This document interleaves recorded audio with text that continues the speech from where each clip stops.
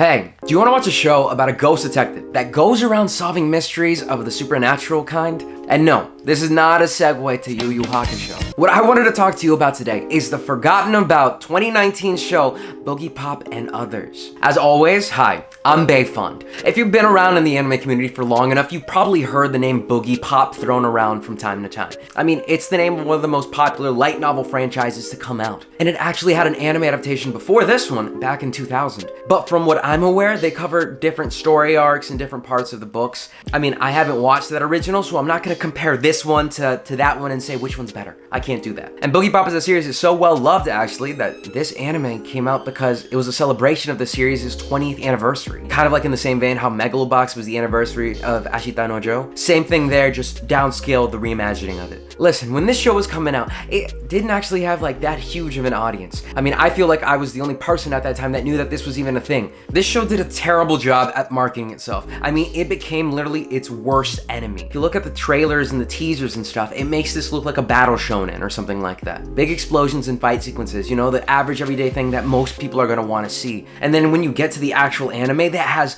none of these scenes involved, of course people might feel a little bit either upset or disillusioned. Buzzwords that were like always thrown out to this show's detriment were like how convoluted it was or how boring it is. I wanna stop it right there. So first off, the convoluted storytelling, number one, that's probably due to the fact that this isn't told in the conventional way, you know? Time doesn't go linearly in this story. In the middle of an arc, we might see something from a character's perspective in the present, and then we jump into the future, and then we're gonna jump back into the past. It's all a puzzle piece that the audience themselves have to pretty much piece together. And I guess if you don't like to think when you watch your shows, you might not like that. And the other, and in my opinion, most egregious complaint about the show being boring, yeah, I don't see that. This show is definitely slow. I mean, I'll give you that. But it always keeps you hooked in. And I would say essentially, this is because of the fantastic world building that this show does and having a deep dive into these characters' minds and knowing why they're doing what they're doing currently. You're following these characters that have their daily routines broken up because of some weird happenings that are going around in their town or in their school or whatever is going on in that current moment. I mean, I would say it's pretty hard to rave about the story of this show without giving any spoilers because a lot of what the story involves are a bunch of stuff that needs to be explained away using details from the show itself. And I would say for the majority of it, we follow the character Boogiepop. And Boogiepop is like this spirit, ghostly figure that's possessing the body of this teenage high school girl. I would say the girl that Boogiepop invaded, Toka, isn't actually like one of the biggest characters that we get like the most information out of, mostly because she's a normal high school girl. She's unaware of Boogiepop's actions while using her body. And the character of Boogiepop is so mysterious that you don't know what they're thinking of in a current moment. They've got this monotone voice with this sarcastic nature to them. And if you're looking for any specific answers on who this character is, like where exactly they're coming from,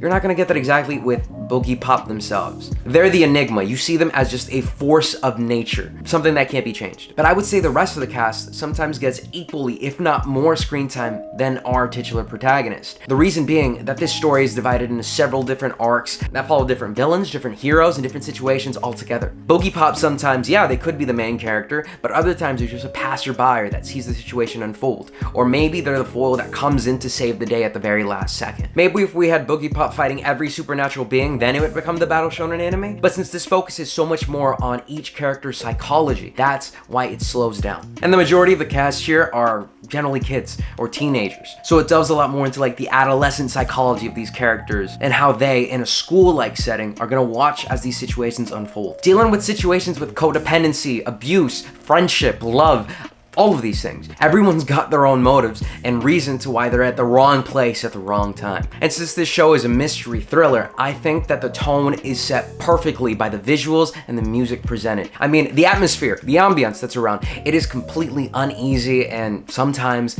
inhuman. In terms of like the lighting in the show, like everything has this bluish hue or it's either gold / like brown, like it's dreamy. And this also comes into play when they're like outside in public because the sun and all the lights around them are also washed out. Nothing is like this hopeful, bright yellow or anything like that. No, it's mostly just like this pure white that represents mostly just heat. It makes everything feel cold. And while I did say that this isn't like a shonen battle anime, there are still some fight sequences in this.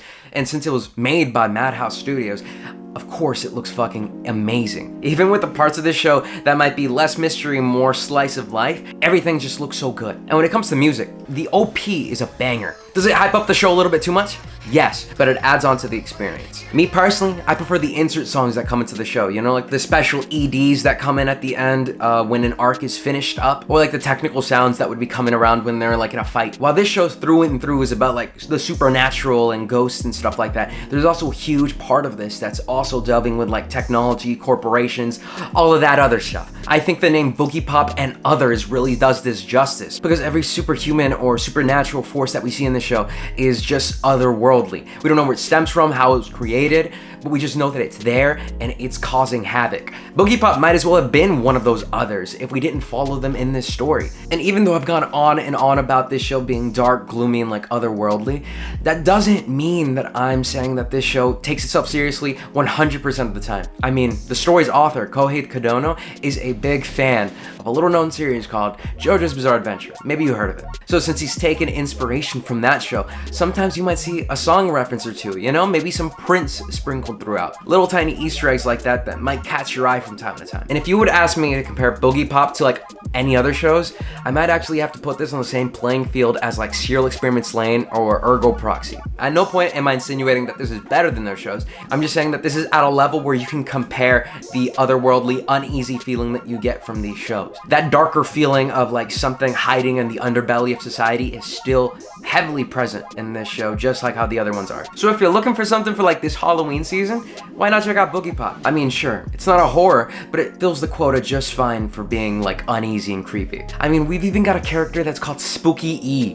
What else do you want from me? So, till next time, peace.